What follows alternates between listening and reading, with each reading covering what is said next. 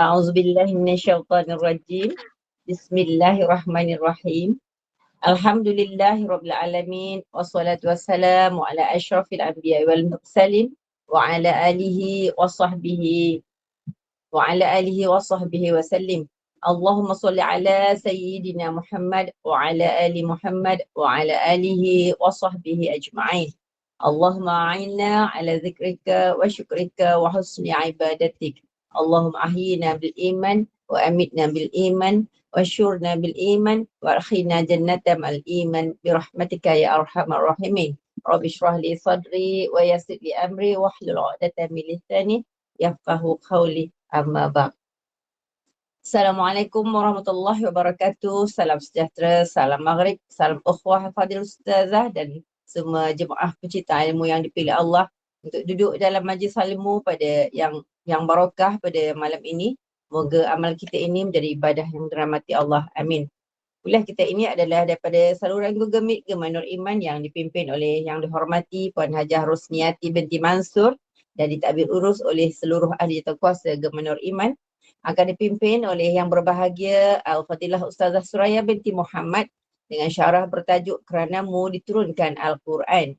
Bagi menambahkan keberkatan majlis, mohon ihsan Ustazah untuk memimpin bacaan Ummul Kitab Al-Fatihah dan pahalanya kita hadiahkan kepada baginda Rasulullah sallallahu alaihi wasallam, keluarganya dan para sahabatnya, para anbiya, para solihin, alim ulama, guru-guru kita, ibu bapa kita, keluarga kita dan semua pejuang-pejuang Palestin dan semua muslimin dan muslimat sama ada yang masih hidup ataupun telah kembali ke rahmatullah. Al-Fatihah. أعوذ بالله من الشيطان الرجيم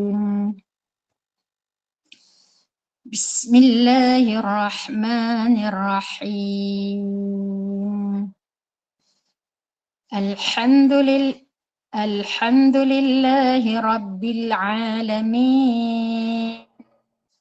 الرحمن الرحيم مالك يوم الدين إياك نعبد وإياك نستعين اهدنا الصراط المستقيم صراط الذين أنعمت عليهم غير المغضوب عليهم ولا الضالين آمين. Amin ya rabbal alamin. Amin, amin ya rabbal alamin. Untuk meneruskan majlis, saya dengan penuh takzim menyerahkan majlis ini kepada Al-Fadilah Ustazah dengan segala hormatnya. Silakan Ustazah. Bismillahirrahmanirrahim. Subhanaka la ilma lana illa ma 'allamtana innaka antal alimul hakim wa la haula wa la quwwata illa billahil aliyil azim. Alhamdulillahilladzi arsala rasulahu bil huda wa dinil haqq liyudhhirahu 'ala ad-dini kullih wa kafa billahi shahida.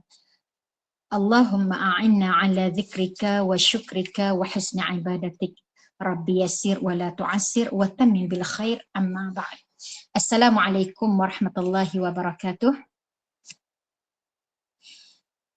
Alhamdulillah, terima kasih saya ucapkan kepada Kak Norini selaku pengerusi majlis pada malam ni, dan yang berbahagia yang penaung kepada Gema Nur Iman iaitulah Ustazah Rosniati selaku penaung. Alhamdulillah, melihat depan mata bagaimana Gema Nur Iman berkembang, kan, subhanallah, sesuatu yang tidak mampu untuk digambarkan rasa kegembiraan. Dan kepada seluruh sahabat-sahabat daripada Gema Nur Iman dan kepada sahabat-sahabat daripada kongsi tadabbur yang join, yang Ustazah tengok beberapa nama, alhamdulillah, semoga Allah menyatukan kita dalam platform seperti ini dan Allah akan menyatukan kembali kita di dalam syurga insya-Allah. Amin ya rabbal alamin. Jadi untuk keranamu diturunkan Al-Quran, Ustazah akan mengambil dalam bab ini bagaimana Allah menggambarkan supaya kita akan rasa terima kasih. Tujuan tajuk yang kita nak bincang pada malam ini, sebagaimana Ustazah rasa Ustazah telah buat 2 siri kot keranamu diturunkan Quran. Betul tak? Ada dua Betul kali Ustazah. Ustazah kata. Kan? Betul. Jadi dengan dua tajuk itu sebenarnya kita nak menyemarakkan dalam jiwa perasaan terima kasih. Nak bagi tahu terima kasih Allah, terima kasih Allah, terima kasih Allah. Kerana di dalam Al-Quran dia telah menjawab kepada persoalan dari mana kita datang, untuk apa kita diciptakan, ke mana kita akan pergi. Bayangkan, Allah telah memberi seluruh guideline kehidupan kepada kita. Cerita daripada mana asal kita, ke mana, apa bekalan yang bakal kita buat, apa yang kita nak buat di atas muka bumi dan ke mana kita nak pergi, penghujungnya ke mana. Subhanallah, satu buku yang lengkap, selengkap-lengkapnya, penuh dengan bahasa Arab yang sangat indah. Kita sebut subhanallah, subhanallah. Jadi Allah nak bagi tahu seindah-indah Quran itu, dan yang kita sebut sebagai kalamullah. Allah kata kalau tidak kerana engkau, kami tak turunkan Quran. Maknanya mulia tak kita pada pandangan Allah? Mulia. Laqad khalaqnal insana fi ahsani taqwim. Allah kata sesungguhnya kami telah menciptakan kamu sebaik-baik kejadian. Allahu Akbar, Allahu Akbar. Kerana engkau yang paling cantik, engkau yang paling indah. Lalu Allah memberikan benda kepada kita yang paling indah. Iaitu daripada mana? Iaitu bagaimana kita nak menyambut pada Isra wal Mi'raj, kita nak sambut pada bulan Ramadan, itu namanya nuzul Quran. Bagaimana Al-Quran yang diturunkan daripada Lauh Mahfuz, tempat Nabi bertemu dengan Allah pada malam Isra Mi'raj, yang tak lama lagi dah kita nak sambut Isra Mi'raj kan. Lalu Allah perturunkan dia ke langit dunia, tempat di mana Nabi juga naik pada malam Isra Mi'raj, dan lepas tu diturunkan kepada muka bumi untuk disampaikan kepada kita. Subhanallah. Kalau bukan kerana engkau, Allah tidak akan turunkan Quran. Lalu Allah nak bagi tahu, sesiapa yang singgah Quran di dalam hati dia, apapun yang ada kesangkut paut dengan Quran, lalu mereka akan dimuliakan oleh Allah Azza wa Jalla. Subhanallah. Sebab apa? Sebab memakai kalam Allah.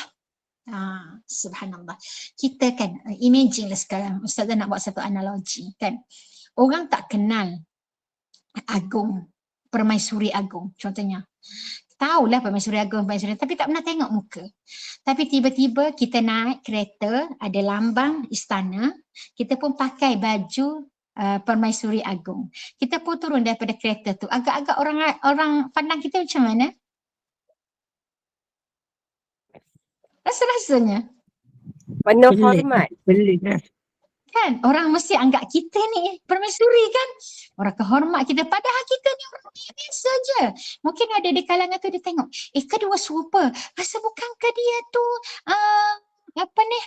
Ustazah Rosniati contohnya, kan tak? Bukan ke, takut serupalah permaisuri dengan Ustazah Rosniati contohnya, kan tak? Kalau kita turun, orang kenal kita tapi orang tak sangka, orang kata dia salah pandang kok kan. Subhanallah, subhanallah. Bayangkan apabila kita memakai nama mukmin, nama itu adalah nama Allah. Kita memakai nama Allah setiap kali kita jumpa dengan orang dengan namanya Assalam. Nama Allah Assalam. Kita jumpa dengan orang, kita sebut Assalamualaikum. Jadi Allahu Akbar, Allahu Akbar. Kalaulah kita turun daripada kereta tu, kita buat perangai. Tidak, contohnya lah buat perangai kita. Tidak. Orang kata, apa? Permaisuri perangai macam tu. Betul tak ni? Padahal kita bukan permaisuri, tapi keluar daripada kereta permaisuri, daripada kereta sultan, lepas tu pakai baju pula baju. Okey. Subhanallah. Mesti orang akan punya marahnya punya dekat kita kan, sebab mencemar duli. Subhanallah. Jadi sebab tu Allah sangat marah kepada sesiapa yang tidak menghargai sehingga kan menjatuhkan identiti Allah. Nama orang Islam sangat, boleh tak? Tapi perangai macam ni, bunyi kata orang mukmin sangat, pergi surau sangat, contohnya. Ya Allah ya Rahman. Bunyi kata baca Quran banyak-banyak sangat, tapi perangai, contohnya. Sebab itulah apabila Nabi sebut, di tujuan Nabi didatangkan, laqad khalaqnal, Allah sebut, wa ma innama bu'ithu li utammima makarimal akhlak. Nampak tak? Tiadalah aku diutuskan, hanya saja aku diutuskan oleh Allah kepada kamu semua adalah untuk menyempurnakan akhlak. Maksudnya semua lain tu tidak ada nilai kalau akhlak tak berguna. Sebab tu Nabi datang untuk menyempurnakan akhlak. Kalau akhlak comel, tak hafal Quran pun tak apa. Betul tak ni? Sebab tahu kemampuan hafaz Quran adalah hadiah daripada Allah. Jadi orang boleh terima. Subhanallah. Tapi orang tak boleh terima. Quran boleh hafaz. Tapi perangai tak boleh berubah. Daripada perangai binatang kepada perangai manusia. Tak boleh berubah. Maksudnya dia lemah untuk mengawal hawa nafsu mereka.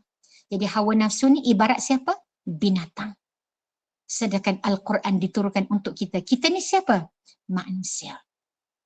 Subhanallah. Jadi kalau dulu Ustazah telah bawa berkenalan dengan Al-Quran, jadi kalau kita tak kenal maka kita tak cinta, insya-Allah. Jadi hari ini bagaimana kita nak jatuh cinta dengan Quran. Okay. Jadi untuk jatuh cinta dengan Quran ini kan, tak kenal maka tak cinta. Betul tak ni? Jadi mana mungkin seseorang tu nak jatuh cinta kalau dia tak kenal Quran. Justru itulah Allah mendatangkan kepada kita Quran ini sampai kita boleh melihat. Kalau ikut logiknya Allah tu boleh dilihat tak? Allah kita tak boleh lihat. Allah kita boleh dengar tak suara dia? Mana ada? Kalau kita boleh dengar suara dia adalah makhluk. Betul tak ni? Tetapi betapa mulianya Allah beri pada kita. Kita boleh baca Quran dan kita tahu itu adalah kalam Allah. Subhanallah. Yang dipermudahkan kepada kita. Dalam bahasa Arab dipermudahkan sampai kita tahu apa Allah nak daripada kita. Sampai kita tahu apa Allah tegur kita. Sampai kita tahu, ya Allah, seluruh perbincaraan Allah nak bercakap dengan kita. Sebab tu sesiapa yang dalam diri dia rasa syukur sangat. Pertama syukur apa? Syukur dia dihidupkan oleh Allah. Syukur kelahirannya ke atas muka bumi. Kerana syukur itulah Allah rakamkan macam mana aku cipta kamu. Makhluk lain tak pernah tahu macam mana dia diciptakan. Tetapi manusia unik tak unik, Allah cerita macam mana dia diciptakan. Betul tak? Contohnya dalam surah Al-Insan. Tidak. Hal ata 'alal insani hinun minad dahri lam yakun syai'an madhkura. Inna khalaqnal insana min nutfatin amsyaj. Subhanallah. Kita yang tak tahu asal kita macam mana, akhirnya Quran cerita macam mana dia menciptakan kita. Ya Allah, sampai apabila kita tahu, jika orang itu benar-benar ada hati, dia akan menghargai. Betul tak ni? Tapi pada orang yang hatinya hati binatang, bukan nak menghargai, tapi bahkan mengutuk. Contohnya macam ni, nak bagi contoh, nak bagi faham. Okey. Mak kita tukang jahit. Kan? Kita syukur tak mak kita tukang jahit? Jadi dia pun jahitlah baju kita kan. Seronoknya mak jahit baju. Okay, lepas tu ada orang yang dia tak berterima kasih. Dia tengok, tak comel lah mak jahit baju. Kita nak beli baju kedai lah. Nak beli baju kat kedai. Sebab baju kat kedai kemas. Dia gosok, nampak kemas, nampak cantik. Dia tak suka baju yang mak dia jahit. Sebab apa? Sebab orang kampung jahit tak kemas. Rasa macam mana? Satu, orang ni menghargai sangat. Mak dia tukang jahit lalu dia pakai. Ada. Apa pun mak dia buat, dia tu alhamdulillah seronok dan dia paling suka kalau mak dia jahit baju dia. Tapi ada satu lagi orang, dia tak suka mak dia jahit baju. Dia rasa tak selesa. Apa masalah kedua? Apa beza di antara dua-dua ni? Yang suka tu mak dia gembira. Tak syukur. Nampak dah? Beza dia satu syukur. Satu tak syukur. Satu tak syukur ataupun kufur. Sebab tu apabila dia kufur, dia tak rasa nikmat tu. Dia hanya nampak, dia akan komen. Dia hanya nampak tak elok je. Dia memang nampak tak elok. Sebab apa? Sebab dia bermula daripada hati. Hati yang tak syukur. Sebab tu Allah sebut dalam Quran, in syakartum la azidannakum wala in kafartum inna azabi lasyadid. Jika kamu syukur, aku tambah lagi. Seronok. Kan tak? Jadi apabila mak tu suka tengok anak dia pakai baju, pantang ada apa nak jahit je ke anak dia. Betul tak ni?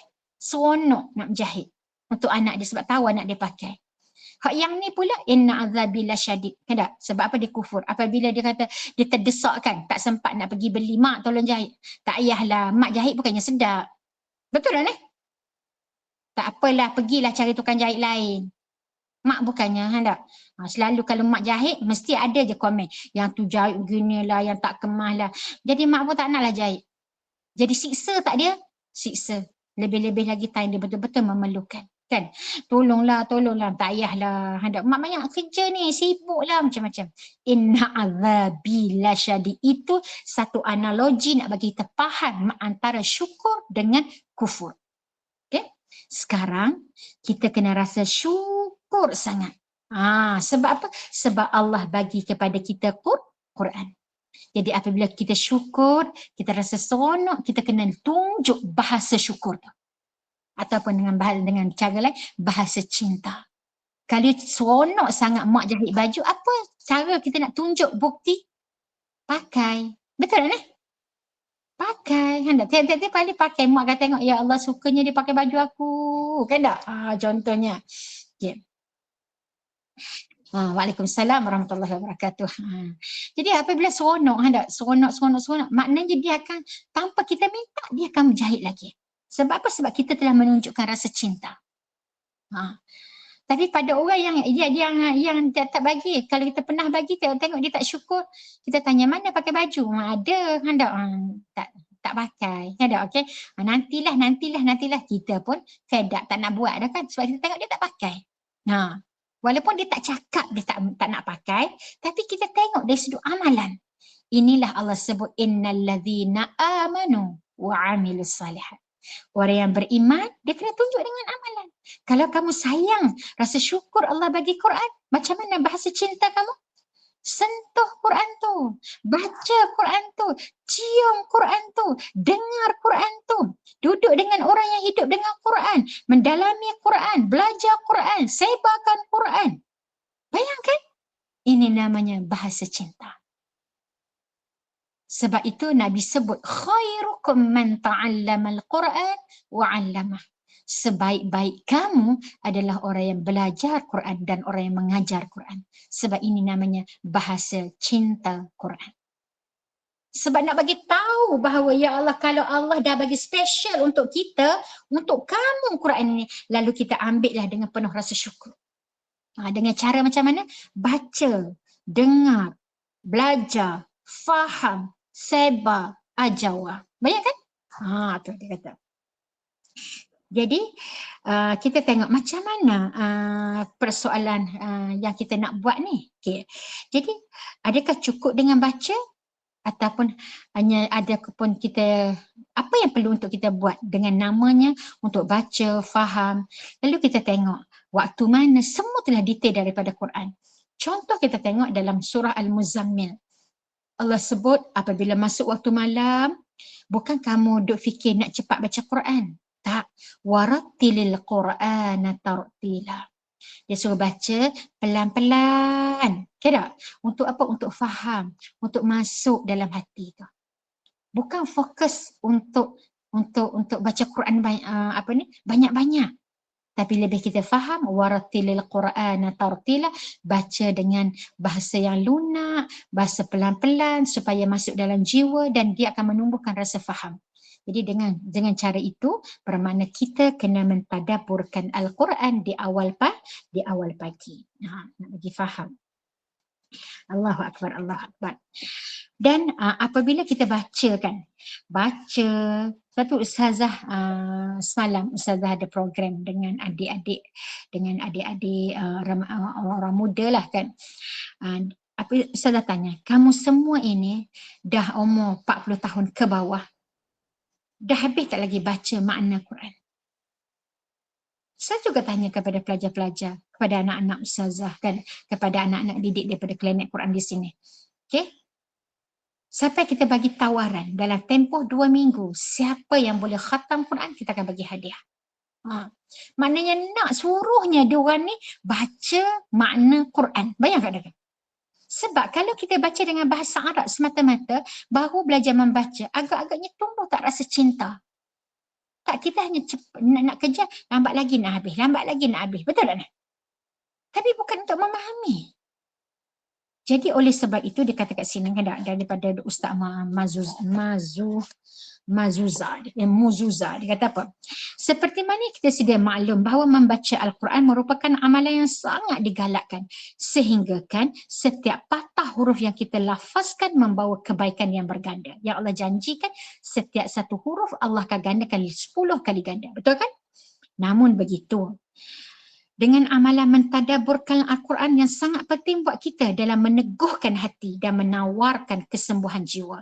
Daripada persoalan ini, maka bolehlah kita nyatakan bahawa sebaiknya adalah dihimpunkan kedua-dua amalan baik ini dan dianjurkan mengambil sikap pertengahan. Maknanya, jangan sampai mentadabur sampai tak ngaji Quran.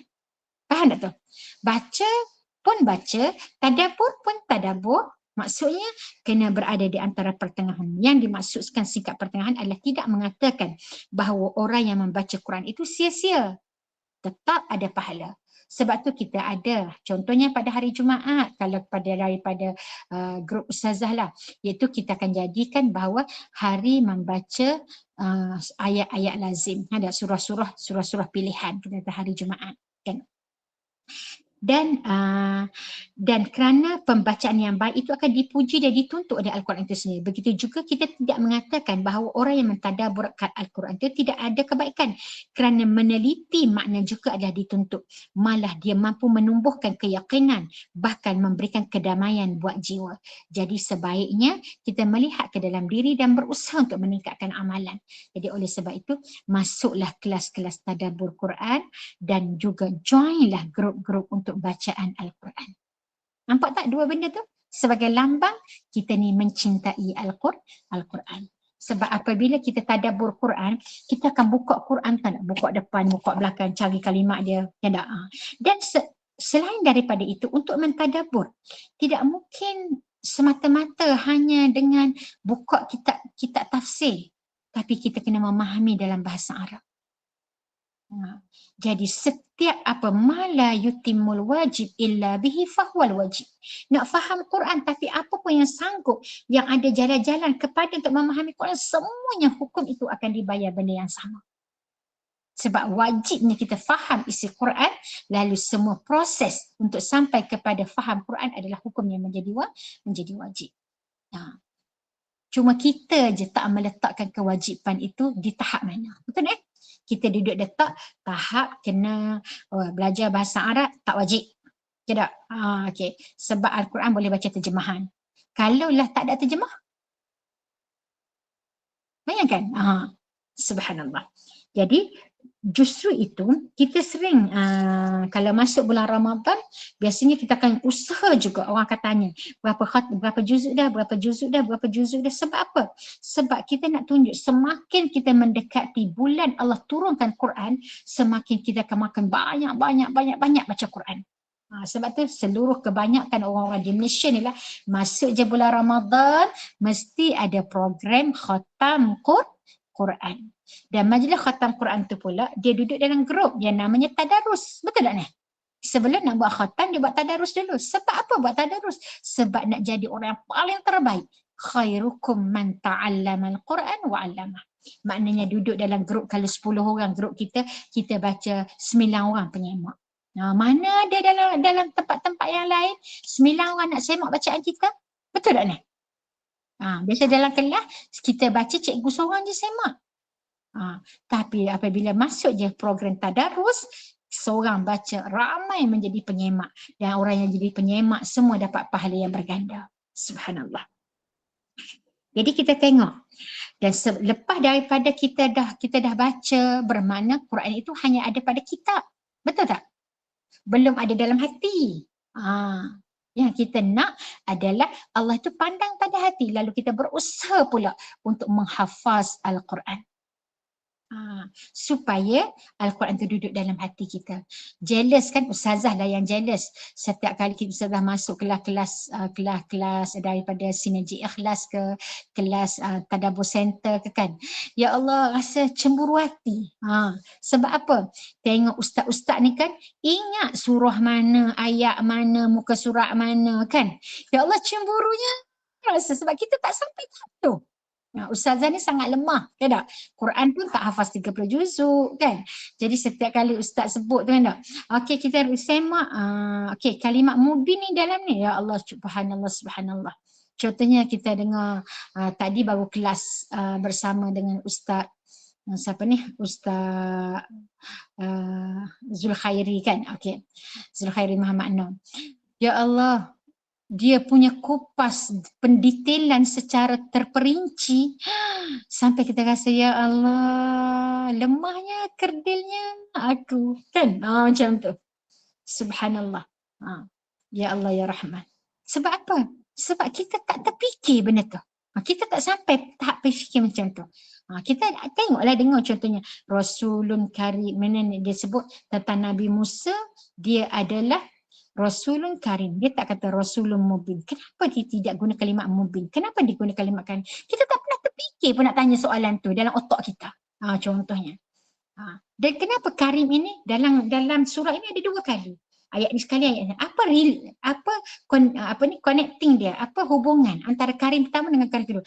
Kita setiap baca kita tak pernah terfikir pun. Kita hanya ambil satu ayat je baru. Bermakna kita baru bertatih. Kita baru nak melangkah. Allahu Akbar, Allahu Akbar. Jadi oleh sebab itu kita berusaha untuk kita menghafaz. Yang mana Nabi sebut wa inna ahabbal a'mal ila Allah madama wa in qalla. Sesungguhnya amalan yang paling Allah cinta iaitu walaupun berterusan walaupun sikit. Maksudnya kalau kita hafaz, kita mungkin tak akan hafaz semua sekali, betul tak ni? Kita akan hafaz sikit, tapi kita akan berterusan sebab banyak lagi ayat yang tak ingat. Jadi sebab tu Allah bagi ramai orang yang lambat menghafaz supaya dia sentiasa ulang. Sebab Allah nak tengok amalan yang paling Allah cinta pada dia berterusan walaupun sedikit. Seolah-olah macam Allah nak suruh memang kita menghafaz. Sebab masa kita menghafal, baca ayat Quran sikit ke banyak? Sikitlah baca kan. Dia ulang contohnya al-haqqah, mal-haqqah, wa ma adraka mal-haqqah. Ulang lagi. Al-haqqah, mal-haqqah, wa ma adraka mal-haqqah. Baca 3 ayat aja. Kan tak contohnya? 3 ayat 1 baris. 1 baris. Yalah nak ulang. Masuk ayat kedua, masuk baris kedua pula, ulang lagi. Lepas tu tak ingat pula baris pertama, ulang daripada baris pertama dengan baris kedua pula. Masuk baris ketiga, ulang baris ketiga, baris kedua tak ingat pula. Kan tak? Okay, ulang balik daripada 1, 2, 3 ya kan tak? Ulang lagi. Subhanallah. Kenapa? Allah bagi ulang ini semua adalah untuk mencintai. Itulah namanya lumrah dalam kehidupan ini. Kita tak akan lekang daripada ujian. Sebab dengan ujian itu, dia akan memberikan kepada kita keindahan, kecintaan. Betul tak? Kalau kita ngajar orang, indahnya ngajar ni kan, dia tak reti. Lepas tu kita ajar. Macam mana mungkin nak bagi dia pandai? Kita pun ubah cara lain. Dia tak pandai lagi. Kita ubah lagi, tengok dia pandai. Seronok tak masa tu? Seronok tak? Sebab apa? Sebab kita telah mencuba dengan pelbagai cara. Indahnya. Jadi bayangkan kita sedang memberikan kegembiraan kepada Allah Azza wa Jalla. Sebab Allah berbangga dengan kita cuba cara ni, buat gini. Tak berjaya, Allah pun bagi kita berjaya. Allah seronok. Bukan Allah tak boleh bagi, Allah boleh bagi. Tapi Allah seronok nak tengok kita mencuba dengan kepelbagaian. Ya Allah ya Rahman. Ada. Jadi apabila kita tengok tentang menghafaz kan, rupa-rupanya Allah nak bagi kepada kita ini sentiasa baca, jangan fed up kan. Walaupun kita lambat, walaupun kita dapat sikit, jangan fed up. Jadi apabila kita hidup dengan Quran, sesungguhnya menjadi hebat dengan Al-Quran. Subhanallah. Masa kita akan terisi. Orang lain apabila dia duduk kat rumah, tak pergi jalan sana, duduk saja kat rumah, dia akan rasa boring kan. Sikit-sikit boringnya. Boring lah aku duduk hari ni, jom keluarlah. Sebab apa?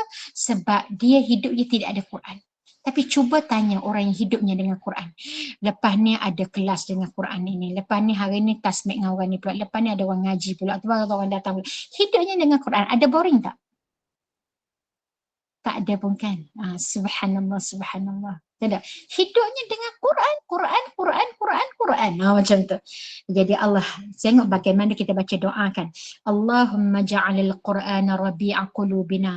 Wahai Allah, jadikan Al-Quran itu mahkota di hati kami.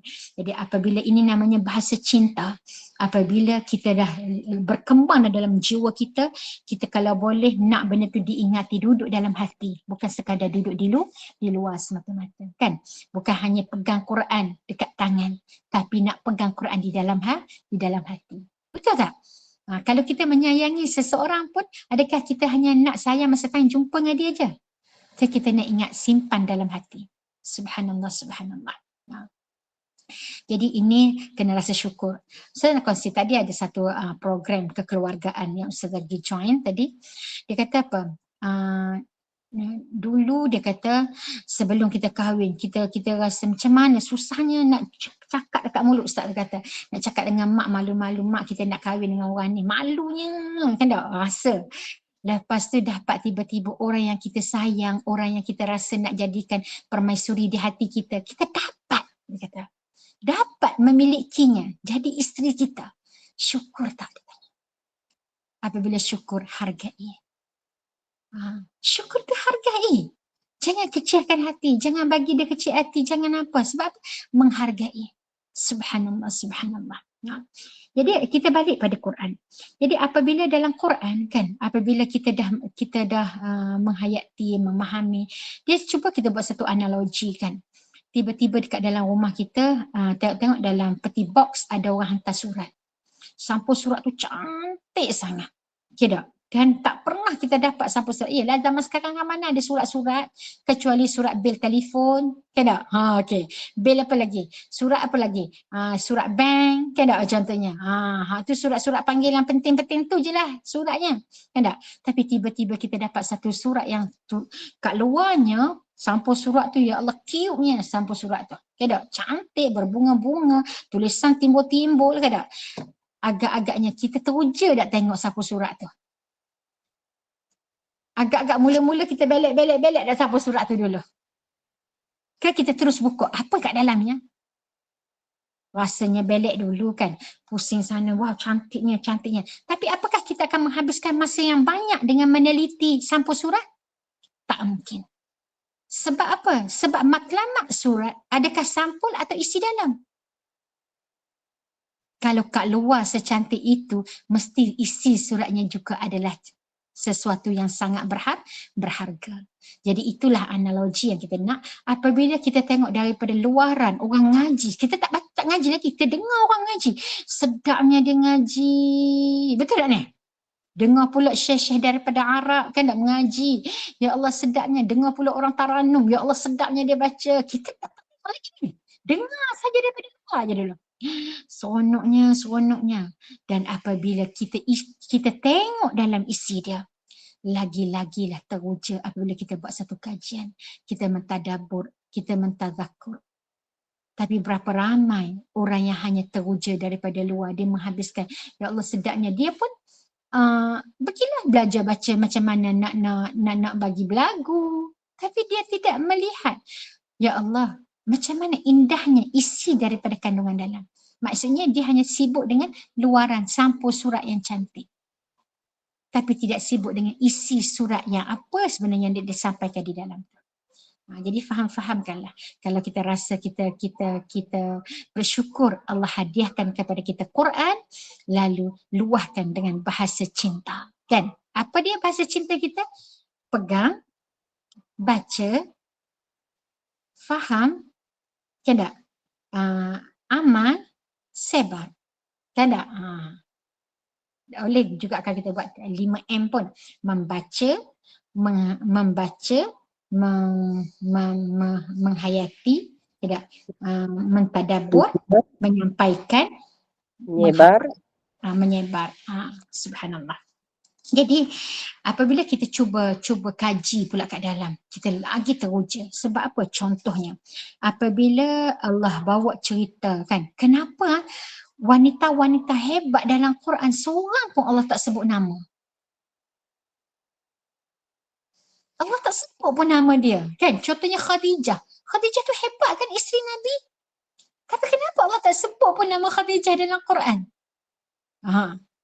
Tetapi ada seorang wanita yang Allah sebut sampai Allah letak nama dia dalam Quran, iaitulah Maryam. Maryam. Kan? Sebab apa? Sebab ada sangkut pautnya kerana orang telah menganggap Maryam itu adalah isteri Allah. Jadi Allah nak betulkan yang paling penting Quran ini adalah menunjukkan persepsi tentang Allah. Cerita dia adalah satu cerita. Watak yang duduk dalam tu, watak tu bukan benda yang penting, tapi karakter itu yang paling penting. Cerita, banyak cerita kan Allah sebut cerita je lah, tapi tak sebut nama. Contohnya Ashabul Kahfi. Allah sebut tak nama Ashabul Kahfi? Tak. Nama tak penting Allah kata. Sebab watak akan ada sepanjang masa. Tapi keadaan, situasi seperti itu akan berlarutkan sepanjang masa. Iaitu contohnya kalau kita tengok Ashabul Kahfi kan, apa yang kita kata selama, iaitu akan ada orang yang lari dari pemerintahan yang zalim. Akan ada tak sepanjang zaman? Ada. Yang mana orang yang menegakkan Islam akan diburu oleh kerajaan yang zalim. Lalu apa perlu dia kena buat? Dia kena serah diri biar masuk dalam penjara lalu dimatikan di tali gantung? Tidak sama sekali. Islam mengajar kamu kena berjuang sampai akhirnya. Sampai dah kalau tertangkap dah macam mana. Tapi selagi tidak tertangkap, kamu akan teruskan perjalanan ini. Sebagaimana Ashabul Kahfi hendak menyelamatkan iman dia. Lalu lari, hendak dalam sesama, dia terus berdakwah. Dan apabila kamu nak lari, kamu tidak boleh lari keseorangan. Sebab seseolahnya kamu sendirian. Allah suka kepada berjamaah. Lalu sebab tu dia mencari geng. Sebab nak jadi penghuni syurga, dia kena ashab. Bersahabat. Dia bukan boleh seorang-seorang. Nak buat benda yang baik, kena cari sahabat. Dan orang yang nak buat jahat pun dia cari sahabat. Dia takkan buat seorang-seorang buat jahat. Tidak. Semua nak baik pun cari sahabat, nak jahat pun cari sahabat. Jadi rugi siapa yang bersahabat kerana benda yang mungkar. Tetapi alangkah indahnya kita hari ini bersahabat dengan benda yang baik. Kalau tak kerana kuliah, tak kenal Ustazah Rusniati. Kan? Kalau tak kerana kuliah macam ni, tak kenal Kak Nur. Kan? Tak kenal Kak Norini. Kan? Nampak muka. Kan tak? Kadang-kadang kita nampak muka dalam ni, kita pernah jumpa ke tak? Kat mana ya? Ada contohnya. Sebab apa? Sebab kita pernah tengok muka je kan? Subhanallah.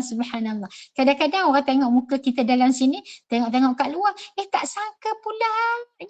Nampak dalam gambar tu kecil je, rupa-rupanya besar rupanya orangnya. Kan contohnya kan. Allahu Akbar. Okay. Jadi macam mana kalaulah kita ni orang yang jiwanya hidup. Kan, apabila kita baca ayat Quran, kita terus bawa ayat Quran itu untuk relevan dalam kehidupan kita. Kita akan rasa ayat Quran itu adalah ditujukan untuk kita, lalu kita kena kaitkan apapun daripada Quran dengan diri kita. Allah tak mungkin datangkan saja-saja cerita daripada Quran, pemakluman daripada Quran, arahan daripada Quran, lahnangan daripada Quran, semuanya tu adalah untuk kita. Jadi contohnya macam ni, kita tengok bila kita baca ayat Quran. Contohnya kita baca cerita Nabi Yusuf kan.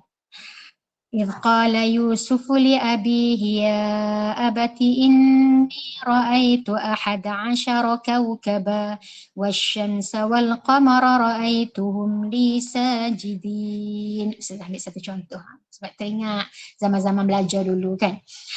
Allahu Akbar. Hebatnya. Aku ni didik dengan anak, aku sebagai anak panggil mak aku macam tu tak? Aku panggil ayah aku macam tu tak? Macam tu. Sebab cerita di dalam tu, Nabi Yusuf panggil ayahnya, wahai ayah kesayangan. Kenapa datang? Manja je bunyi dia. Kita, hey, bangun tidur. Contohnya kan.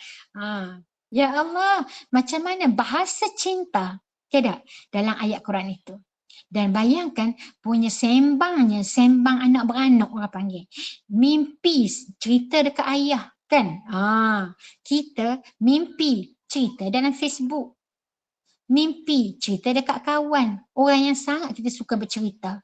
Tapi bayangkan cerita daripada surah Yusuf nak bagi tahu betapa akrabnya kena jaga hubungan kasih sayang dengan keluarga.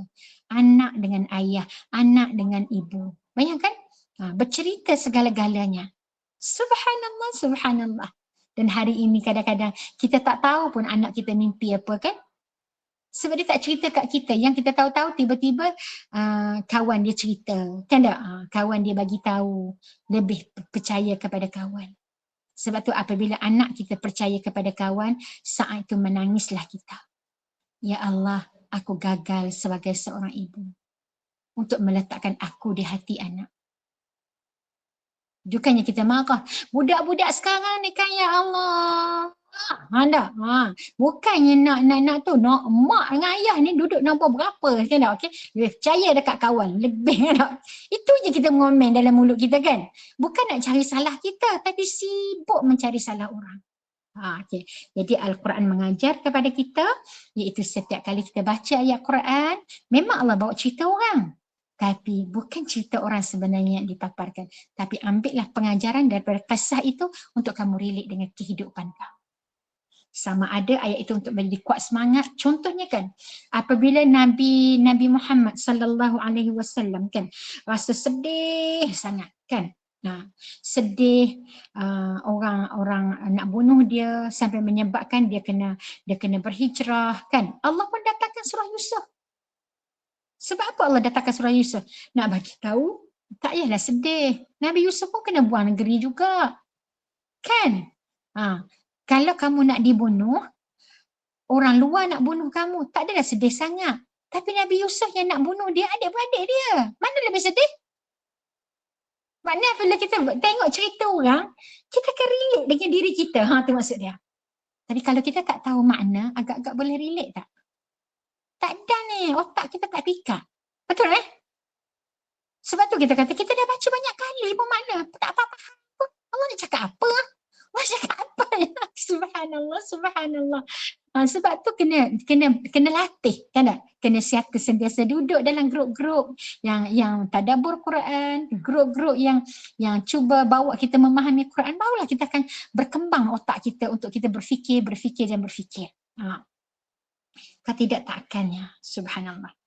Bagaimana Nabi dapat inspirasi daripada ayat Quran, begitulah juga dengan kita untuk mendapatkan inspirasi daripada Quran. Dari apabila kita dah kita dah bawa Quran, cerita-cerita, watak-watak daripada Quran itu semua untuk relevankan dalam kehidupan kita, barulah kita akan rasa bahagia. Barulah kita akan rasa deep dalam jiwa kita, betul lah Al-Quran ini adalah untuk kita. Yang mana tajuk yang kita sebut Al-Quran itu adalah untuk kita, kan? Al-Quran itu adalah untuk kita. Subhanallah, subhanallah. Dan apabila kita perhatikan pula Al-Quran ni kan, dia selalu pujuk emosi kita. Betul tak? Al-Quran tu pujuk emosi kita. Contohnya dia bawa cerita kan, la takhaf wa la tahzan, innallaha ma'ana, jangan takut, jangan sedih, Allah bersama kamu. Ya Allah, kita akan rasa damainya baca ayat Quran. Sebab apa? Sebab Al-Quran sedang memujuk hati kita. Kalau orang tak pujuk, tak apalah, Al-Quran sedang memujuk. Sebab tu kalau kita rasa sedih, kalau kita rasa tak tahu jalan ke mana kita nak pergi, bukalah Al-Quran. Al-Quran pasti akan tunjuk jalan pada diri kita, kan? Subhanallah. Dan Al-Quran ini bukan saja, ya betul Kak Zul, Al-Quran tu baca saja dah rasa tenang. Apabila memahami, memindahkan benda tu dalam hati, lagi-lagi lah rasa tenang. Dan tenang tu bukan setakat tenang macam tu, tapi dia akan buat satu perubahan paradigma dalam kehidupan. Dia mengubah cara kita berfikir, dia mengubah cara hidup kita. Dan lebih lagi kita rasa syukur apabila Al-Quran benar-benar penyelesai masalah kita. Kan? Al-Quran itu benar-benar penyelesai masalah. Jadi contoh hendak, kalau kita tengok dalam Quran kan, Allah sebut wasta'inu bis-sabri was-salah wa innaha lakabiratun illa 'alal khashi'in. Minta tolonglah dengan sabar dan solat. Sesungguhnya dia itu adalah berat sangat dilaksanakan kecuali orang-orang yang khusyuk. Jadi apabila kita baca ayat tu kan, ya Allah, Allah suruh aku caranya sabar dulu, sabar dulu, sabar dulu. Hidup ni tak lama pun. Hidup ni hanyalah satu perjalanan yang singkat. Macam kita kata ke anak kita pergi jalan, kan tak? Pergi jalan Kuala Lumpur, contohnya Ustazah daripada Terengganu, pergi jalan Kuala Lumpur. Lambat lagi kena balik, boring lah duduk sini, contohnya, jomlah kita balik. Sekejap je lagi. Hendak, mana lebih lama? Kita balik duduk kat Terengganu, dah berapa tahun kita duduk. Kita datang sini 2 hari je. Contohnya kan. Sekejap je kan. Dulu sebelum kita diciptakan oleh Allah, kita duduk di alam roh dulu sebelum Allah keluarkan kita atas muka bumi. Lama tak? Lama dah. Sejak daripada penciptaan Al-Qalam lagi. Bila Qalam dah tulis, semua dah direkod. Allah dah cipta semua sekali. Betul, tunggu je giliran kita nak lahir. Lama tak? Lama. Kita pun lahir atas muka bumi ni sekejap je. Paling lama pun Nabi kata baina sitin wa sab'in. Umur kamu, umat aku ni area 60-70 je lah. Siapa dah orang umur dia dah 60 ke atas, bermakna standby je lah. Macam tu dia nak bagi tahu. Kan? Tapi kalau ada umur 70 ke atas, maknanya bonus. Itu je lah kita nak bagi tahu. Standby je. Sebab tu Ustazah jujur, Ustazah rasa bahawa seluruh di kalangan kita ni pantang demam sikit, nak mati dah ke aku ni. Betul tak ni? Tak kira lah sakit apa pun, mesti dalam otak tu nak mati dah ke aku ni. Kan? Tak ada boleh tinggal benda lain aku. Tatah dengan demam ni aku mati. Moga-moga permudahkanlah nak mati. Kan? Ikhtiar tu ikhtiar lah. Tapi nak mati tu lebih banyak kita ingat. Zikir, ya Allah, kalau nak mati macam mana lah, okay? Mati macam mana lah. Sebab tu bukannya fikir nak tidur sangat, tapi dia akan memenuhi dengan zikir. Subhanallah. Sebab apa? Sebab umur kita dah 60 ke 70. Tapi orang yang 70 lebih-lebih lagi lah. Kan? Iaitu, bonus ni Allah bagi. Sebenarnya kalau ikut logiknya aku dah mati dah ni. Tapi Allah bagi. Kenapa Allah bagi umur aku panjang? Kata Imam Al-Ghazali, sebab kamu ada dosa yang belum diampunkan. Jadi Allah nak bagi peluang supaya kamu bertaubat. Dan Allah nak bagi tahu, pahala yang kamu simpan tak cukup untuk cover dosa kamu. Bayangkan? Jadi tambahkanlah dengan amalan. Supaya amalan itu dia akan boleh cover supaya timbangan berat kamu lebih berat daripada dosa kamu. Ada apa? Siapa nak tanya tu, angkat tangan tu? Sabariah, Kak Sabariah. Ya, Kak Sabariah? Ada 2 Sabariah? Minta maaf. Satu Sabariah Sanusi. Terangkat, minta maaf. Terangkat. Okey, tak apa. Minta maaf. Okay, tak apa. Jadi apabila kita berfikir seperti itu kan, ya Allah, rasa deep dalam jiwa kan, ya Allah, hendak pantang buat benda, kita cepat-cepat minta maaf. Sebab apa? Sebab umur kita dah 70. Allah dah bagi peluang dah ni untuk tambah. Aku tak nak tambah lagi dosa, aku tak nak tambah lagi dah dosa. Dah. Tapi pada orang yang tak fikir macam tu, alah, kita kan dah tua, ada ayat dia. Kan tak? Kan dah tua, kan tak? Jadi tak kisahlah nak buat. Orang muda-muda ni kena faham kita. Padahal Allah suruh umur 70, kurang-kurangkanlah dosa. Kan tak? Banyakkanlah doa sebab doa kamu tu berkat. Jadi doalah untuk generasi akan datang. Bukannya nak simpan kecil hati lagi. Tak ada dah. Tapi memang jujurnya, makin tua makin cepat kecil hati. Setuju ke tak setuju saya kata? Makin tua makin cepat kecil hati. Setuju Ustazah, setuju. Tak salah kan kalau kita ingat nak mati, tak salah kan Ustazah? Tak salah. Okay. Sebab itulah mana-mana pondok, kan, orang buat pondok dewasa, dia tak letak orang ni hendak duduk dalam satu bilik 4 orang. Ada? Jarang sangat letak, tapi kebanyakan mana-mana pondok dewasa, satu pondok 1 orang. Sebab apa? Sebab wanita ni, kebanyakan duduk pondok ni lelaki, perempuan lah. Iaitu kecil hatinya lebih. Jadi daripada dia tambah dosa, sebab tu kebanyakan pengusaha pondok dia tak buat. Duduk ramai-ramai ataupun duduk 2 orang. Duduk seorang-seorang. Biar dia fikir. Sebab pondok ini adalah standby ke rumah kecil, orang panggil. Jadi apabila dia kata takutlah duduk seorang, nanti aku duduk dalam kubur seorang juga. Jadi lama-lama dia terbiasa dah. Kan tak? Duduk seorang, duduk seorang, duduk seorang, duduk seorang. Jadi dah biasa dah. Subhanallah, subhanallah. Itu sebab apa? Memang mana-mana pondok buat seorang. Tapi ada pondok yang buat 2 orang. Sebab apa kes buat 2 orang? Sebab berlaku kes kematian orang yang kita tak sedar. Dia ingat ke dia pergi mana-mana? Kan tak tahu. Panggil-panggil tak menyahut. Panggil-panggil tak menyahut sebab ada satu pondok 3 hari dah mayat orang tu meninggal. Tapi rasa macam pelik ni. Kan tak? Tak ada pula dalam buku rekod kata dia keluar. Kan tak? Lagi intai. Tengok-tengok jatuh rupanya. Jadi bermula episod itulah sekarang kalau kita tengok mana-mana pondok sekarang dah mula letak yang baru dibina di bawah pondok-pondok Persatuan Pondok Malaysia kan, dia akan buat satu bilik, satu rumah 2 orang, satu rumah 2 orang supaya ada yang tengoklah. Tapi itulah masalahnya kalau buat 2 orang, sekejap tukar pasangan, kan tak?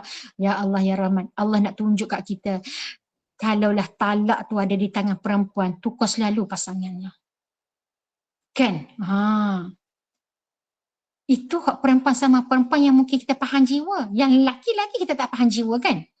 Patutlah Allah tak bagi, subhanallah. Jadi apabila kita nak perhatikan, nak memperhalusi bahawa Al-Quran itu benar-benar untuk kita dan kita nak rasa deep sungguh-sungguh, nak tak nak kita kena mengkaji satu persatu. Sebagaimana Ustaz Zulkhairi kan buat buku dia deep, message deep dalam Quran. Betul tak dan message deep daripada surah sekian-sekian. Message deep daripada surah tersebut. Subhanallah. Ustazah ni berangan nak buat kuliah message deep daripada Suratul Kahfi. Dah minta izin dengan ustaz dah. Ustaz boleh tak saya nak buat satu kuliah tentang message deep daripada Suratul Kahfi yang ustaz buat ni. Saya nak guna buku ustaz ni. Okey, ahlan wa sahlan, boleh. Hendak, terima kasihlah banyak-banyak. Hendak, okey. Kalau nak memang dipersilakanlah dia kata. Dan kalau nak beli buku, okey boleh berurusan lah. Kod lah, hendak susah nak pergi beli dalam Shopee ke apa semua. Okey, berurusan direct daripada dia. Jadi sama ada mungkin dia akan bagi, kalau beli 10 buah ada berapa potongan, bolehlah dia kata kalau nak buat. Sampai sekarang saya tak buat lagi. Okay? Tak buat lagi kelas kata nak buat message deep daripada Suratul Kahfi. Subhanallah. Jadi apabila seseorang itu kan yang Allah sebut orang yang ada cinta, dia akan selalu berlapang dada kan. Dia tidak akan ada rasa sombong kan. Lalu dalam satu hadis Nabi SAW berbunyi, la yadkhulul jannah man kana fi qalbihi mithqala dzarratin min kibar. Tidak akan masuk syurga orang yang dalam hatinya ada sebesar biji sawi, biji sebesar zarah perasaan takabur. Jadi orang yang sombong maksudnya apa? Sombong rasa dia dah okey tanpa Quran, lalu dia tak nak baca Quran. Dia rasa dia, walaupun dia kata dia tak sombong, tapi bukti dia bila kita tengok dia tak baca Quran, itu tanda orang yang sombong. Orang yang tak ambil sesuatu daripada Quran itu namanya dia sombong. Sebab apa? Dia rasa benda lain lebih besar nilai dia daripada Quran. Itu sombong nak cerita. Sebab tu Allah menyifatkan sesiapa yang tidak berdoa kepada aku, namanya dia adalah orang yang sombong. Orang tak doa, kita tak payahlah doa-doa kan tak? Dah biasa dah. Sebab apa? Sebab setiap kali pergi Mekah tak ada doa pun. Jadi kita pun tak payah doa, kita kata. Kan tak? Sedapnya tak? Mana ada kan tak? Nabi lepas baca Quran apa semua, subhanallah. Tapi memang benar kan tak? Apabila Nabi setiap kali lepas baca Quran, Nabi akan berdoa. Menunjukkan bahawa barakah daripada Quran menjadi hati kita lembut. Masa itulah kita pun rasa seronok nak meluahkan nikmat yang kita rasa bahagia tadi kerana Quran. Jadi oleh sebab itu orang yang telah menunjukkan rasa cinta dia dengan Quran, dia akan setia dengan Quran. Okay? Dia akan setia. Jadi bukti kalau kita lah hendak jatuh cinta dengan seseorang, adakah kita hanya nak jadi cinta monyet? Kita nak sampai tahap kahwin? Dan lepas kahwin, kita hanya geram, sakit hati ke, kita hanya nak duduk dalam dunia macam tu? ke kita nak kekal kecintaan itu sampai syurga? Kat mana satu? Mesti nak kekal sampai syurga kan? Jadi oleh sebab kita nak kekal dalam syurga, sifat ahli syurga apa dia? Wa naza'na ma fi sudurihim min ghil. Ahli syurga tak ada rasa sakit hati. Jadi kita tanya, kita dengan pasangan ni ada sakit hati lagi tak? Kalau ada sakit hati, macam mana dua-dua pasangan ni nak masuk syurga? Sama ada suami maupun isteri. Boleh betul tak ni? Rasa sombong sangatlah diri kita ni. Kan tak? Jadi oleh sebab itu, kita akan berusaha, ya Allah, aku nak masuk syurga sama-sama. Aku nak masuk syurga dengan anak-anak. Dan orang yang paling malang sekali, tak mungkin dia akan dapat masuk syurga jika ahli keluarganya tak masuk syurga. Tak mungkin. Sebab apa? Sebab ahli keluarganya akan hirik dia, akan tarik dia. Sebab tu hari ini kita berusaha untuk mengajak ahli keluarga kita sampai sama-sama masuk syurga. Sebab tu akan terasa dalam jiwa kita kan, ya Allah, bestnya saat kita bertadabur, pasangan kita ada dekat dengan kita. Kalau dia ada lah dalam rumah. Betul tak ni? Kalau kita masa kita bertadabur Quran, masa kita baca Quran, kita nak anak kita yang ada duduk sama-sama dengan kita. Betul tak ni? Ustazah tak kata kau, Ustazah kata pada Ustazah. Ustazah kata dekat anak-anak. Ya Allah, sedihnya hati Umi. Time Umi buat tadabur jam 5 pagi, kamu duduk dalam bilik. Kamu masih tidur. Umi kejut kamu, bangunlah. Kita kamu kata mengantuk. Okey, Umi sabar lagi. Okey, Umi buat pula kuliah siang hari pukul 9 pagi. Umi kata marilah datang ikut kelas time. Masa time kamu sekolah, okey kamu tak boleh nak join. Tapi hari kamu balik kat rumah, balik daripada asrama, duduk. Kenapa tak boleh nak join? Ya Allah, Ya Rahman. Kita sebab tu kan dah. Kita tak pernah dengki dengan orang yang tak ada depan mata. Betul kan? Setuju tak? Tapi kita mula rasa dengki, rasa sakit hati apabila orang tu ada depan mata kita. Kan? Suami kita contohnya pergi kerja. Ada kita rasa, dia buat apa sekarang? Dia mesti main telefon kat office dia. Ada kita rasa sakit hati? Tak ada kan? Kita set dalam otak dia pergi kerja. Okey, lantaklah dia buat apa-apa kat kerja kan? Tapi apabila dia balik rumah kan? Dia balik rumah, kita pun sama-sama duduk kat rumah kan? Okey, kita seorang-seorang buat kerja, kita tengok dia duduk main telefon, jam memanjang 2-3 jam. Okay tak? Agak-agak pada saat itu hati kita sakit tak? Jujur-jujur, dia duduk kat rumah, kita punya pergi sedia kain, basuh kain, lepas tu pergi kemas dapur, lepas tu masak pula, lepas tu sapu sampah, tidak nak cerita. Kita tengok dia dengan relax, duduk gelak-gelak dalam telefon, duduk main telefon. Agak-agak nak tanya jujur-jujurnya. Kalau itulah situasi karakter suami kita, sakit hati tak?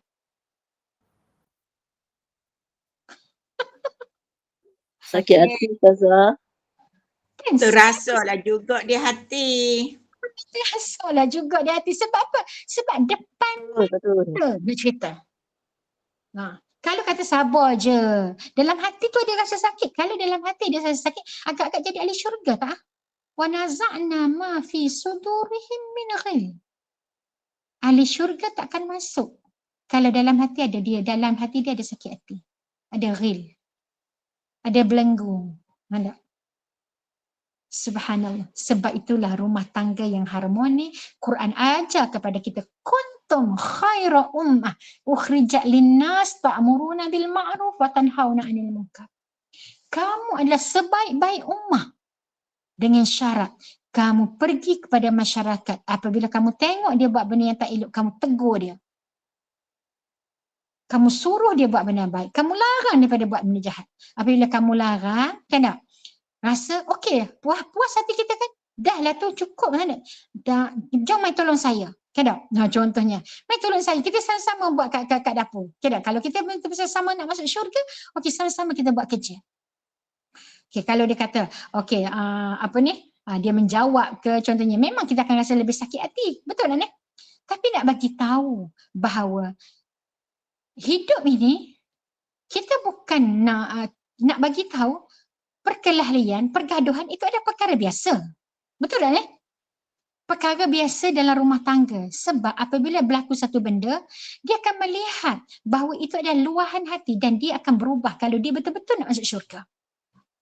Sebab nak masuk syurga bukan seorang, tapi ramai-ramai. Subhanallah. Jadi tidak ada rumah tangga yang tak bergaduh. Kecuali iaitu rumah tangga Rasulullah dengan Khadijah. Sebab itu Allah telah menyediakan sebuah rumah untuk Khadijah di dalam syurga sebelum Khadijah meninggal lagi. Apabila Allah Nabi Jibril datang kepada Rasulullah sallallahu alaihi wasallam, dan satu hadis Ustazah bacakan. Tapi dia panjanglah sikit. Dia cerita masa tu Khadijah tengah buat kerja, Rasulullah datang Jibril bagi tahu Rasulullah, sampaikan salam aku kepada Khadijah dan Allah telah menyediakan untuknya sebuah syurga. Kerana apa? Kerana dia tu terlalu baik. Terlalu banyak berkorban. Terlalu sabar. Bukan sabar je. Bukan bukan sabar tu. Sabar yang namanya redha. Mengorbankan segala-galanya. Letakkan keyakinan. Subhanallah, subhanallah. Jadi dengan sebab itu, walaupun banyak yang versi sampai kat kita, iaitu versi yang sampai masa tu Khadijah sakit kan, lepas tu sampailah salam daripada Rasulullah, daripada Allah melalui Jibril. Tapi yang jelas-jelas adalah pada saat itu bukan waktu Khadijah tengah sakit. Okay, waktu itu adalah Khadijah macam kita lah, orang panggil sakit tapi buat kerja. Boleh faham tak ni? Bukannya duduk terbaring tak boleh bangun. Bukan macam tu maksud dia. Okay, subhanallah. Okay. Jadi apabila kita dah tahu Quran itu adalah untuk kita, kita sampai pukul 9 je kan? 9 suku Ustazah. 9 suku, okay, sikit lagi Okey. Jadi apabila kita tahu Al-Quran itu adalah untuk kita, dan kita jangan salah faham dalam menduga cinta. Kita hanya mengharap satu pihak, tapi Al-Quran itu sedang mendidik kita sampai kita berakhlak dengan akhlak Quran. Sebagaimana Rasulullah khuluqul Quran, dan kita sekarang berusaha untuk menjadikan akhlak kita adalah akhlak Al-Quran. Oleh sebab itu kita kena merendahkan hati pada ilmu yang ada di dalam Al-Quran. Justru itu kita kena sentiasa menuntut ilmu daripada Al-Quran. Masuklah mana-mana kelas yang ada sangkut paut untuk mengajar kepada kita tentang Quran, memahami Quran, tadabbur Quran, tadzakur Quran, belajar isi Quran, tak kira apapun, bersahabat dengan orang yang hidupnya dengan Quran, bersahabat dengan guru Quran. Namanya menuntut ilmu, fasal-fasal menuntut ilmu daripada Al-Quran sangatlah dituntut dalam hidup kita. Itu tanda bahawa kita mencintai. Sebab Nabi sebut kepada kita, Nabi punya cinta kepada Khadijah. Apabila Khadijah tak ada, apa Nabi buat? Nabi pergi kepada sahabat-sahabat Khadijah.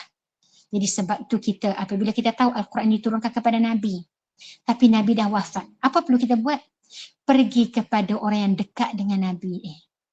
Sahabat Nabi orang ni, ahli keluarga Nabi. Pergi kepada orang-orang yang mendekati Nabi. Antara orang yang dekat dengan Nabi, siapa dia?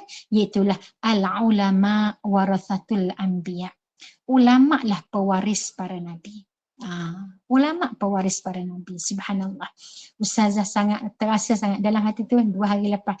Ya Allah, aku nak pergi sangat ziarah ulama ni, tapi tak tahu yang mana aku nak pergi ni. Ya Allah, hati tu terdetik kan tak? Apabila terdetik hati tu nak tengok-tengok sahabat daripada KL kan tak? Dia kata tengok dia post dalam grup ziarah ulama Kedah. Kan? Mungkin sahabat-sahabat ada yang tengok lah tu. Saya kata, ya Allah, saya nak pergilah. Macam mana dekat KL lah, Ustazah kat Terengganu ni kan tak? Subhanallah, bagi tarikh apa semua, nak tengok tarikh tu bertemu dengan program kan tak? Allah nak bagi tahu, Suraya kamu lah yang kena buat program tu kan? Mengajak orang daripada tempat kamu sendiri untuk pergi ziarah kepada ulama-ulama. Dan ulama yang sangat dekat dengan kamu, yang sangat yang perlu untuk kamu lawati adalah Tuan Guru sendiri, Tuan Guru Haji Abdul Hadi Awang. Bukan jauh pun, dekat Marang tu je kan. Kalau kamu tak mampu untuk melawat dia sekarang, kamu akan menjadi orang yang rugi kan. Subhanallah, doakan untuk Ustazah dalam plan hari Jumaat nanti memang nak pergilah kepada Rusila. Okey, nak dijumpa dekat dengan ulama walau dengan macam apa cara sekalipun kan tak nak juga kan tak. Okey. Allahu Akbar, Allahu Akbar. Moga-moga Allah dengar suara hati ini. Allah dengar permintaan ini. Allah akan perkenankan. Kan tak? Sebab kita tak tahu dan kita melihat Tuan Guru sangat sakit, sangat uzur sekarang kan. Tak apalah, sebab apa Allah Nabi suruh kepada kita al ulama warathatul anbiya. Kalau kamu mencintai Nabi, kamu cintailah para alim ulama. Kamu kena junjung, kan tak? Okay? Dengan meneruskan menjadi legasi perjuangan Nabi sallallahu alaihi wasallam, meneruskan menjadi mata rantai perjuangan Nabi sallallahu alaihi wasallam. Dan moga-moga apa yang kita buat pada hari ini merupakan usaha yang diredai oleh Allah Azza wa Jalla, kan? Ajak orang untuk baca Quran, ajak orang untuk faham Quran, kan tak? Ajak orang untuk tinggalkan benda yang sia-sia, ajak orang untuk mengisi masa mereka dengan benda yang lebih baik. Moga-moga Allah memberikan keberkatan. Subhanallah. Dan apabila kita meyakini bahawa Al-Quran ini benar-benar kalam yang datang daripada Allah, maka sudah tentu dia merupakan satu jaminan yang besar bahawa inilah bekalan kita. Kan? Inilah bekal. Sebab apabila kita nak bercakap dengan Allah nanti, kan? Kita akan bercakap dengan kalam Allah. Dan bekal yang bakal kita bawa yang seharusnya menjadi kekasih hati yang akan menemani kepada kita sepanjang hayat kita di atas muka bumi ini, insya-Allah. Dan barang siapa yang kita tengok man salaka tariqan yaltamisu fihi ilman sahhalallahu lahu bihi tariqan ilal jannah. Barang siapa yang menempuh satu jalan untuk menuntut ilmu, Allah akan permudahkan baginya jalan ke syurga. Jadi jangan letak susahlah. Letak sahaja tak apa. Susah pun nak bagi tahu jalan ke syurga, bukannya jalan yang dilalui oleh dengan benda yang mudah. Kan? Tapi dia adalah jalan yang susah. Justru itu kalau nak bagi senang satu benda, kita kena buat dalam bentuk fastabiqul khairat, berlumba-lumba buat benda baik. Kan? Sebab tu apabila dalam hati ni jealous ataupun ghibtah, tengok orang lain berjaya, aku kena buat juga ni, kan tak? Bukan dengki apa yang dia buat, tapi namanya kita nak duduk pada kategori fastabiqul khairat, berlumba-lumba buat benda baik. Kan? Dan sampai ke hari ini Ustazah tak mampu lagi nak challenge Gema Nur Iman buat kuliah setiap waktu solat. Subhanallah. Walaupun terasa teruja dalam jiwa, subhanallah, tapi Ustazah surrender buat masa ni, wahai Allah, aku betul-betul tidak terdaya lagi, kan tak? Syabas Ustazah ucapkan kepada Ustazah Rosniati, kan tak? Berjaya mewujudkan daripada mula-mula dengan baca Quran grup kerana PKP, dan alhamdulillah mampu menjadikan kuliah berterusan daripada setiap waktu solat. InsyaAllah, alhamdulillah. Jadi untuk memahami Quran, yang mana kita sebut Quran ini adalah yang kita tahu dah sangat indah, tak perlu untuk jadi pakar baru boleh nak tadabbur Quran. Quran adalah untuk semua orang. Bayangkan, jadi belajar dan terus belajar. Apabila tak dapat ambil semua, jangan tinggal semua. Itu benda yang kita pegang. Ya tak? Kalau takkanlah semua daripada Quran itu kita tak faham. Tidak. Jadi oleh sebab itu sebagai penutup saya nak sebut ada beberapa pintu untuk memahami Al-Quran. Pintu pertama adalah ilmu bahasa Arab. Jadi masuklah kelas belajar bahasa Arab. InsyaAllah Ustazah ada buka kelas bahasa Arab. Tapi Ustazah bukannya pandai sangat pun Ustazah mengajar. Tak adalah pandai, kan tak? Okay? Sekadar untuk berkongsi. Yang pertama, pintu memahami Al-Quran adalah melalui bahasa Arab. Yang kedua, melalui ilmu hadis. Sebab hadis itu menerangkan untuk kita lebih faham apa dia cerita yang di sebalik daripada Al-Quran. Sebab penerangan Al-Quran adalah melalui hadis. Yang kedua adalah melalui ilmu syariah. Untuk kita faham hukum-hukum dalam Quran secara lebih mendalam. Sebab dalam Quran hanya menyebut sahaja. Itulah dia 3 pintu untuk kita memahami Al-Quran. Oleh sebab itu apabila kita faham bahasa Arab, dia akan lebih memberikan kepada kita makna. Okay. Allahu Akbar, Allahu Akbar. Jadi last kali akhirnya Iqra'ul Quran. bacalah Quran, fa innahu ya'ti yaumil qiyamah syafi'an li ashabihi, lalu dia akan datang kepada kamu pada hari kiamat sebagai untuk memberikan syafaat kepada pembacanya. Moga-moga Allah memberikan usaha kita pada hari ini diradai oleh Allah Azza wa Jalla, dan juga minta Allah ampunkan seluruh dosa-dosa kita. Allahumma barik lana fi Rajab wa Sya'ban wa ballighna Ramadan wa ballighna Ramadan wa ballighna Ramadan. Allahumma aftah alaina hikmataka wanshur alaina min khazaini rahmatika ya arhamar rahimin. Wa sallallahu ala sayyidina Muhammad wa ala alihi wa sahbihi ajma'in walhamdulillahi rabbil alamin. Saya serahkan balik kepada Kak Norini. Amin, amin ya Rabbal Alamin. Alhamdulillah. Syukur pada Allah, kuliah maghrib kita berjalan lancar kerana mau diturunkan Al-Quran. Berbahagialah dengan orang-orang yang bersahabat dengan Al-Quran. Kerana Al-Quran orang yang Al-Quran di hatinya akan dimuliakan oleh Allah, dan seluruh penduduk dunia mempunyai akhlak yang baik. Dan sentuhlah Al-Quran, bacalah Al-Quran, duduklah Al-Quran, belajar, mengajar, tadabbur dan sampaikan ajaran daripada Al-Quran. Membaca Al-Quran satu huruf sama dengan 10 pahala. InsyaAllah orang-orang yang beriman akan sayang Al-Quran. Cubalah mencintai Al-Quran dengan menghafaznya. Membaca Al-Quran sangat digalakkan, ya Allah. Allah panjangkan umur untuk diberikan peluang bertaubat kepadanya. Moga kita akan lebih memujahadah dalam memahami isi Al-Quran. Orang yang cinta Al-Quran akan setia sampai mati, insya-Allah. Terima kasih Ustazah atas ilmu yang telah disampaikan. Terima kasih semua jemaah. Saya Mukulin Gubernur Iman. Mohon maaf anda ada sebab kekurangan dalam majlis kita ini. Yang baik itu daripada Allah dan yang buruk itu adalah daripada kekurangan kami sendiri. Lepas ni kita ada kuliah Isyak 9.15. Tak tahu Ustaz dah masuk ke belum. Bagi menutup majlis, mohon Ustazah bacakan doa penutup, tasbih kafarah dan surah Al-As, dan saya akhiri dengan wabillahi taufiq wal hidayah. Wassalamualaikum warahmatullahi wabarakatuh. Silakan Ustazah. Bismillahirrahmanirrahim. Alhamdulillahi rabbil alamin. Assalatu wassalamu ala asyrafil anbiya'i wal mursalin wa ala alihi wa sahbihi ajma'in. Allahumma ja'alna jam'an marhuma wa tafarruqana min ba'dihi tafarruqan ma'suma. Allahumma inna nas'aluka ridhaka wal jannah wa na'udzu bika min sakhatika wan nar. Allahumma tahhir qulubana minan nifaq wa a'malana minar riya wa alsinatina minal kadhib wa a'yunina minal khiyanah. Innaka ta'lamu kha'inatul a'yun wa ma tukhfis sudur. Rabbana zalamna anfusana wa illam taghfir lana wa tarhamna lanakunanna minal khasirin. Allahumma inna naj'aluka fi nuhuri a'daina wa na'udzu bika min shururihim. Allahumma baddid shamlahum wa farriq jam'ahum wa shattit kalimatahum wa zalzil aqdamahum wa sallit 'alayhim kalban min kilabik ya qahhar ya jabbar ya muntaqim.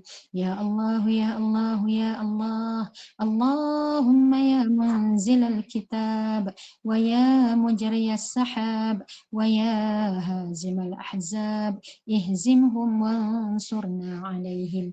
ربنا آتنا في الدنيا حسنة وفي الآخرة حسنة وقنا عذاب النار.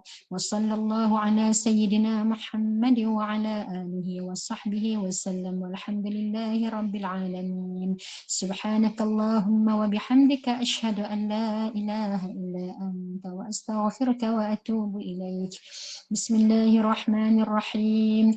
والعصر إن الإنسان لفي خسر إلا الذين آمنوا وعملوا الصالحات وتواصوا بالحق وتواصوا بالصبر.